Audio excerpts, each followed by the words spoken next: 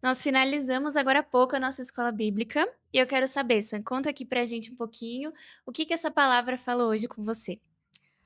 Bom, a melhor parte, o que mais me pegou, foi a parte sobre como a igreja pode ser amor e pode ter comunhão através de Cristo.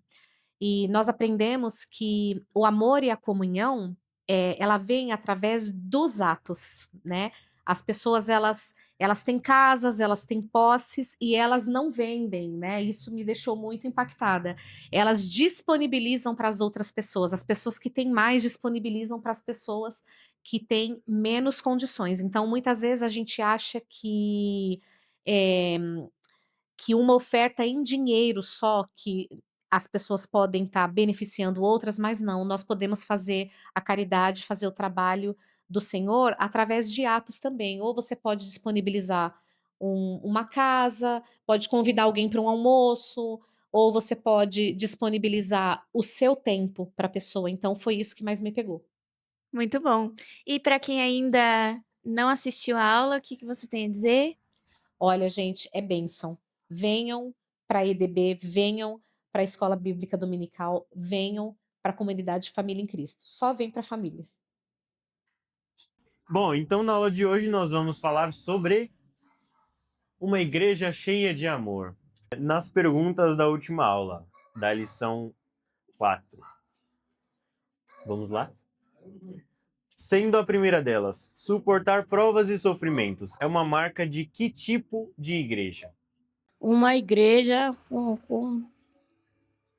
continuamente cheia do Espírito Santo, do Espírito suporta as provas e o sofrimento. Isso. É a marca de uma igreja perseverante. Uma igreja perseverante vai suportar as provas e os sofrimentos. A segunda, cite uma das marcas da igreja que perdeu ou está perdendo o poder do Espírito. Uma das marcas de uma igreja que perdeu ou está perdendo o poder do Espírito Santo é a sua aceitação de princípios e práticas que afrontam as Escrituras. Perfeito. O resumo da resposta: aceitação de princípios e práticas que afrontam as Escrituras. Vamos, vamos na oração do capítulo 4, 24, 30, de Atos dos Apóstolos, que os crentes orem para Deus seja glorificado por meio de um evangelismo de poder. Isso, perfeito. O momento em que a igreja se reúne num clamor para que Deus fosse glorificado por meio do evangelismo. Perfeito. Na 4, no ensino de Lucas, de acordo com a lição, aqui o enchimento do Espírito está relacionado. O enchimento do Espírito está diretamente relacionado à prática dos dons espirituais na igreja cristã. A prática dos dons espirituais na igreja, perfeito. A última, a palavra ousadia se refere a quê em relação a Pedro e João? Ousadia para proclamar o evangelho com poder, porque eles estavam dispostos a suportar tudo por Jesus. Isso. Se refere especificamente à coragem que eles sentiam, mesmo sendo confrontados, né, pelos escribas, pelos anciãos, para continuar pregando o evangelho. Perfeito. Agora sim, uma igreja cheia de amor. No nosso ponto de partida de hoje, que inclusive eu esqueci de mandar no grupo da EBD ontem, mas enfim, como saber se uma igreja ama de verdade? Como nós podemos saber que uma igreja está de fato inundada pelo amor de Deus? Quais são as provas de que a igreja tem o amor de Cristo? É sobre isso que nós vamos discorrer hoje. No texto áureo, na verdade prática, o texto áureo é o de Atos 4:31. E era o coração e a alma da multidão dos que criam. E ninguém dizia que coisa alguma do que possuía era só própria, mas todas as coisas lhes eram comuns. E a verdade prática? O amor é o elo que mantém a unidade da igreja local. Sem o amor, não existe relacionamento cristão saudável. Amém? Na leitura bíblica em classe, nós temos o texto de Atos 4, do 32 ao 37. E era o coração e a alma da multidão dos que criam. E ninguém dizia que coisa alguma do que possuía era sua própria, mas todas as coisas lhes eram comuns. E os apóstolos davam, com grande poder, testemunho da ressurreição do Senhor Jesus, e em todos eles havia abundante graça. Não havia, pois, entre eles necessitado algum, porque todos os que possuíam herdades ou casas, vendendo-as, traziam o preço do que fora vendido e o depositavam aos pés dos apóstolos. E repartia-se a cada um segundo a necessidade que cada um tinha. Então, José, cognominado pelos apóstolos Barnabé, que traduzido é filho da consolação, levita, natural de Chipre, possuindo uma herdade, vendeu-a e trouxe o preço e o depositou aos pés dos apóstolos. Perfeito. Continuando para a introdução, acompanhe aí comigo na sua revista. Nesta lição, veremos como o amor de Deus se manifesta numa igreja genuinamente cristã. Ele capacita a igreja a enxergar os mais necessitados e a buscar caminhos para que as suas carências sejam atendidas. Esse amor, contudo, não é um mero sentimento humano. Em vez disso, ele é a expressão máxima da graça de Deus que foi derramada abundantemente nos corações daqueles que creem em Jesus. Somente através do amor de Deus, o cristão aprende a ser solidário e generoso com aqueles que precisam ter suas necessidades supridas. Amém? No primeiro tópico, nós temos o amor manifestado na comunhão cristã, o crescimento da igreja cristã, os desafios do crescimento e a vida interior. Bom, aqui no verso 32 do texto que a gente leu, de Atos 4, Lucas se refere à igreja como a multidão dos que criam. Então a igreja, que antes tinha começado com 120 membros, agora era uma multidão, era toda uma galera. E apesar da diferença numérica, tem algumas igrejas grandes, tem algumas igrejas pequenas, a essência da igreja é sempre a mesma. E muitas vezes é os mesmos problemas. Mas é claro que uma grande massa de gente vai ter problemas mais complexos do que um pequeno grupo. Então, como a igreja de Jerusalém iria enfrentar esse novo problema, com essa mudança no número de pessoas, como que eles conseguiriam manter a unidade na complexidade? Em Romanos 5:5, Paulo diz que Deus derramou o seu amor nos corações dos crentes através do Espírito Santo. E também disse que o amor é o vínculo da perfeição em Colossenses 3:14. Ou seja, é somente através do amor que uma igreja pode se manter unida, independente do número de pessoas, independente da complexidade, independente do número do tamanho da igreja. Somente através do amor ela pode se manter unida. Então, uma igreja que é facilmente dividida ou fragmentada é porque o egoísmo tomou o lugar do amor no coração das pessoas, no coração dos membros da igreja. E ainda em Atos 4:32, Lucas ele usa a expressão era o amor e a alma. E o que ele quis dizer com isso?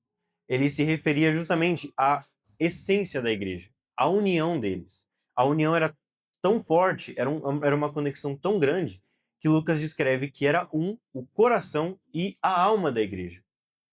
No tópico 2, o amor como manifestação da graça. A graça como manifestação do Espírito e como favor imerecido. Bom, quando uma igreja ela é banhada pelo amor de Deus, é claro que a comunhão vai reinar. E esse ambiente se torna perfeito para a manifestação dos dons espirituais. Em Atos 4:33, no versículo seguinte, diz: os apóstolos davam com grande poder testemunho da ressurreição do Senhor Jesus. E o próprio contexto desse versículo já nos mostra que esse era exatamente o ambiente da igreja. um ambiente que estava inundado pelo amor de Deus. Muitos caem na tentação, né, de achar que o segredo para ter uma igreja cheia do Espírito Santo que manifesta dons é só a parte de seguir regras, de cumprir tabela, de atender aos compromissos da igreja, de estar fisicamente na igreja. Mas tudo isso é importante. É importante a gente manter a organização da igreja, a gente ter uma padronização naquilo que a gente faz, tudo isso é muito importante. Mas o que é mais importante é a comunhão entre nós, entre os irmãos. É aí que o Espírito Santo vai agir. E muitas vezes, né, a gente acaba quebrando essa comunhão com os nossos irmãos, achando que isso não é tão importante, que o nosso relacionamento com Deus é só o que importa, não importa o nosso relacionamento com as pessoas, desde que o nosso relacionamento com Deus esteja tudo ok. Mas Jesus nos ensina que para a gente ser perdoado por Deus, a gente tem que fazer o quê? Perdoar sinceramente os nossos irmãos. Aí que nós seremos perdoados por Deus. E além do amor, outro elemento que era muito presente naquela igreja era a graça de Deus. A continuação do versículo 33 fala que em todos eles havia abundante graça. E essa frase não foi colocada aqui à toa. Ela foi usada justamente para explicar o motivo de todo aquele ambiente contagiante, aquele ambiente de amor, que era a graça de Deus. Uma igreja dinâmica que demonstra amor com o seu próximo, que vai ser cheia do Espírito Santo, ela é uma igreja que vai refletir a graça de Deus. E não apenas refletir a graça de Deus, ela vai estender o amor, o perdão, a graça, a misericórdia às outras pessoas. E além de refletir e estender, a igreja também vai reconhecer a graça de Deus. E quando a gente reconhece a graça de Deus, como que a gente responde à graça de Deus? A Mari vai saber dessa. Com gratidão. Isso. Pois é, gente. Para ver se tá todo mundo acordar. E outro exemplo dessa profunda gratidão que eles tinham na igreja de Jerusalém era o apóstolo Paulo.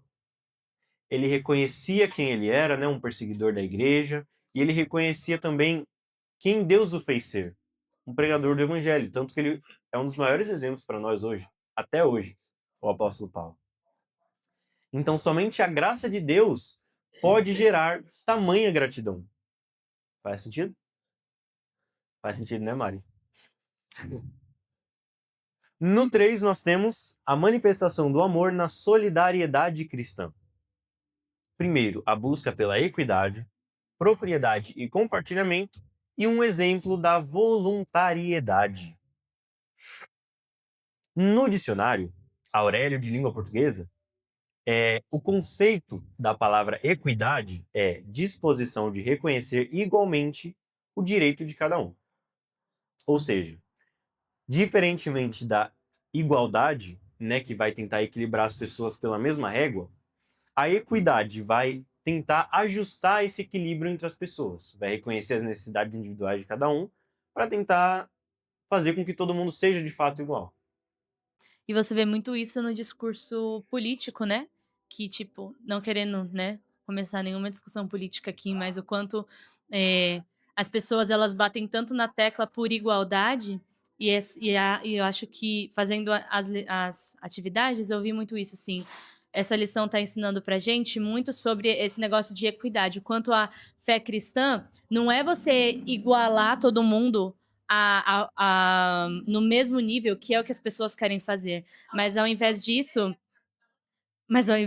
julgar as necessidades de cada um, quem precisa mais, quem precisa menos, que é isso que Deus faz, né? A gente pode pensar, mas porque Deus, ele trata todos com igualdade. Mais ou menos, né? Porque assim, ele conhece as necessidades de cada um, sabe o que pode falar. Então, isso é, sei lá, pra mim foi muito, quando eu li isso, foi muito assim, um ponto pra política que muitas pessoas falam hoje, sabe? Ai, tudo tem que ser igual. Não. Quais são as necessidades e os pontos de cada um a serem considerados, sabe? Uhum. Perfeito. Eu ia colocar como complemento dessa lição aquela imagem lá dos caixotes, sabe? que tipo, igualdade. Aí cada um tem um caixote para ver um negócio, aí no outro, equidade. Cada um pega um caixote para quando... Tinham 3 pessoas tentando ver um jogo de futebol pela cerca, e um era mais baixo, o outro tava na média ali, e um era mais alto. Na igualdade, cada um pegava ali um banquinho, só que aí o que era alto já conseguia ver o jogo, agora estava mais alto ainda. O que estava na média conseguia ver, só que o mais baixinho ainda não assistiu o jogo. Isso é igualdade, porque cada um recebeu o mesmo caixote para ver o jogo. Só que na equidade, 2 caixotes ficaram com o mais baixinho e ele conseguiu assistir o jogo. Um ficou porque era médio, ele também conseguiu assistir o jogo. E o que era mais alto e já viu o jogo do mesmo jeito, ficou sem caixote nenhum. Isso é equidade. Igualdade de oportunidade baseado na necessidade de cada um. Só que em Jerusalém, que é a nossa igreja base aqui, né, não tinha nenhuma forma de fazer isso. Eles não era uma preocupação na sociedade de Jerusalém em que as pessoas tivessem oportunidades iguais, tivessem as mesmas coisas. Então, tinha as pessoas mais ricas, tinha as pessoas mais pobres, que normalmente são maioria. E a igreja demonstrava ser sensível a essa realidade. Tanto que, no ponto 2, propriedade e compartilhamento, mostra que eles não viviam numa sociedade de domínio. A igreja, aliás, né? Não era uma igreja de domínio, onde cada um tinha o seu negócio. Era uma igreja de compartilhamento, onde, tipo assim, uma coisa era de todos.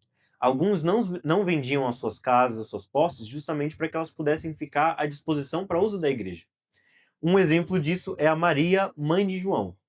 Ao invés de vender a casa dela e dar o dinheiro para os pobres, ela manteve a casa dela e transformou a casa dela numa casa de oração para a igreja, para uso da igreja.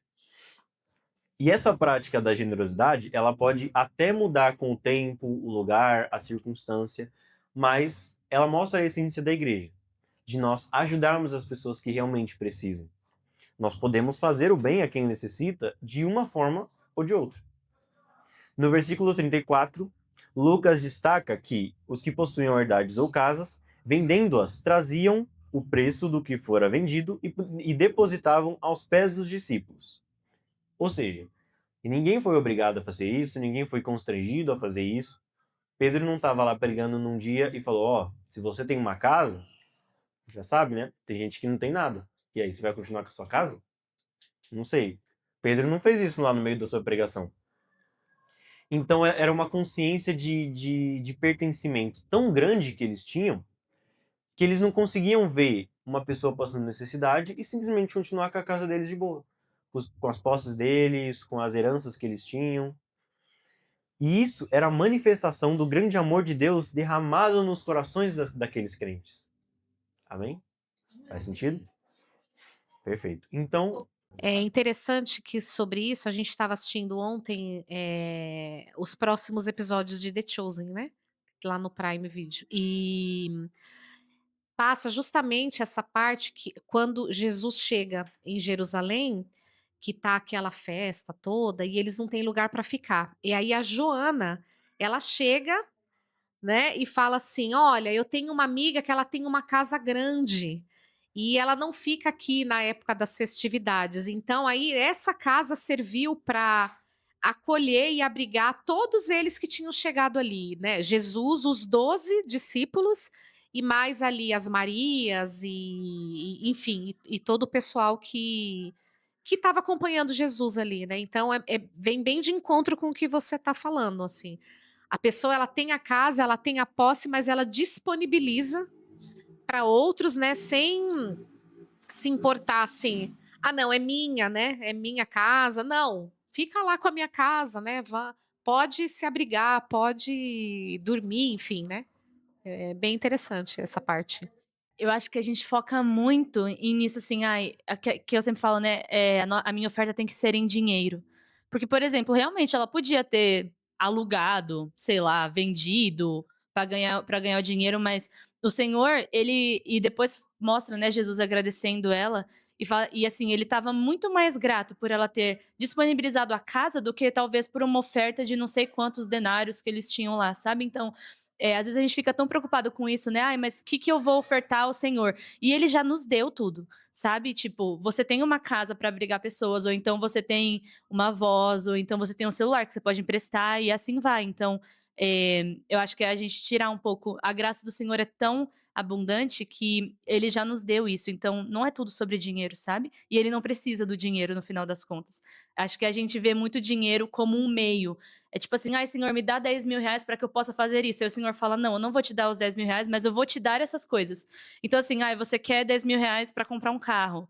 Não dá para comprar um carro com 10 mil reais.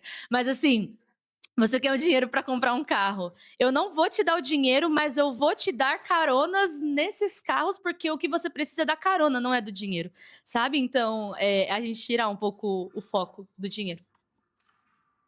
Você disse tudo, né? Deus já nos dá todas as ferramentas. E uma das principais características de uma bênção de Deus é quando ela transborda para a vida de outras pessoas. Então, tipo assim, um monte de gente pedindo carro para Deus. Mas aí a pessoa vai fazer o que com o carro? Ela vai, tipo assim, só ela vai andar no carro. Só ela vai no shopping quando ela quiser, vai fazer compra, vai fazer o que ela quiser com o carro. Só que não dá pra dar carona pra ninguém. Essa bênção tá estranha. A bênção que só serve à pessoa que não frutifica, tá estranha. Amém? Ah, tá, já tá na conclusão. Partindo para a conclusão, chegamos à conclusão de mais uma lição bíblica. Vimos como o amor de Deus derramado nos corações da primeira igreja mobilizou os crentes a socorrer os mais necessitados. Isso aconteceu de forma voluntária, quando cada um, de acordo com as suas posses, se prontificava a dar do que lhe pertencia. Não há igreja cristã verdadeira sem essa identificação com o outro. Ninguém pode fechar os olhos diante da necessidade alheia e se auto-intitular de cristão. O verdadeiro amor se realiza no entendimento da necessidade do próximo. Amém? Agora sim, voltando ao nosso ponto de partida, como nós podemos saber se uma igreja ama de verdade? Baseado em tudo que a gente falou aqui. Quando a igreja tem. Quando as pessoas, os membros da igreja têm comunhão e quando eles passam a bênção que eles têm para outras pessoas. Quando eles têm atos de amor com as pessoas, caridade, essas coisas, é quando a gente sabe que uma igreja ama de verdade. Perfeito. Então, que provas nós temos de uma igreja que ama de verdade? Quando existe comunhão, quando existe amor, e tudo isso torna o ambiente propício à atuação do Espírito Santo. Certo? Faz sentido? Agora vamos dar uma olhada aí nas perguntas da próxima aula, sendo a primeira delas, como o evangelista Lucas se refere à igreja? Isso nós falamos no começo da aula, bem interessante. O que a expressão era o coração e a alma mostra? De acordo com a lição, qual é o melhor ambiente para a manifestação dos dons do Espírito? O que a equidade busca fazer e o que o texto bíblico deixa claro em relação aos crentes de Atos 4. Ah, tá. Alguém tem alguma dúvida, alguma observação, algum destaque? Não? Ah, tá.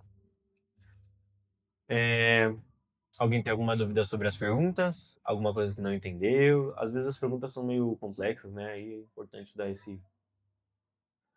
revisitada aí. O que eu achei legal, que eu estava refletindo essa semana e pensando, até numas leituras que eu estava fazendo da palavra, é o quanto que o Senhor, ele se agrada dessa comunhão, não só pelo fruto da pessoa partilhar o que ela tem, mas também para mostrar que a gente não foi feito para andar sozinho.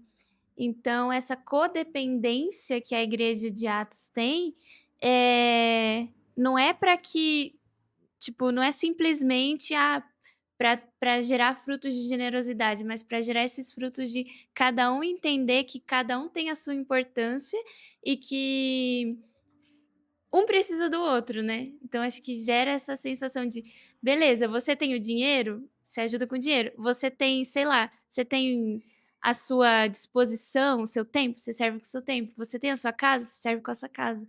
Então, cada um codepende ali um do outro E acho que isso gera esse fruto de comunhão e de tira aquela soberba de, eu tenho tudo, eu tenho a casa, eu tenho dinheiro, eu tenho tempo, eu vou te servir. Tipo assim, ninguém tem mais do que o outro, ninguém se sente superior ao outro por ter mais ou por, eu não preciso da sua ajuda, mas cada um precisa do outro em um certo nível com coisas diferentes. E a gente não se ver menos também, né? Porque às vezes a gente se coloca nessa posição de, mas outro tem a casa, outro tem o dinheiro, outro tem tudo, Senhor. Eu tô aqui para quê? É só para receber a palavra? Só que Deus nos deu coisas específicas para cada um de nós para cumprir a obra dele. Amém? Mais alguma dúvida, observação ou destaque? Certo. Agora, nossa reflexão. Que sacrifício de amor Deus me chama a fazer hoje pelos meus irmãos? A gente falou muito sobre solidariedade hoje, né? Sobre o amor sacrificial, sobre o amor disponível aos outros. E talvez Deus esteja chamando alguns de nós, se não todos nós, para fazer algum ato de amor hoje, algum ato de sacrifício de amor hoje, pelos nossos próximos, pelos nossos irmãos. Então, que nós possamos nos atentar a isso hoje, nos atentar à voz de Deus para ouvir o que Ele está nos chamando para fazer. Amém? Vamos orar. Senhor, nosso Deus, nosso Pai, muito obrigado pela oportunidade que o Senhor nos deu de estar aqui hoje, Pai, aprendendo sobre como nós podemos ser uma igreja de amor, uma igreja banhada pelo amor cristão, pelo Teu amor, Senhor Jesus. Nós te pedimos que o Senhor nos ajude a nos desapegar daquilo que nós achamos que temos, Pai, porque nós sabemos que tudo é Teu. E pedimos para que o Senhor nos ajude a fazer a generosidade abundar no nosso coração, Pai. Que nós possamos estar atentos às necessidades uns dos outros, ao que o outro precisa, Pai. Nós possamos pensar menos em nós, nas nossas próprias necessidades, e mais no que o outro precisa, Pai. Que nem sempre é uma coisa material. Às vezes o outro só precisa de 5 minutos, Pai, para que nós possamos ouvir e que nós possamos estar atentos à Sua voz hoje, Pai. Para que nós possamos cumprir o que o Senhor nos chama para cumprir hoje e todos os dias na nossa vida. É o que nós pedimos e agradecemos, Pai. No nome do Senhor Jesus, amém. Amém, gente. Até a próxima aula. Deus abençoe a todos e boa semana.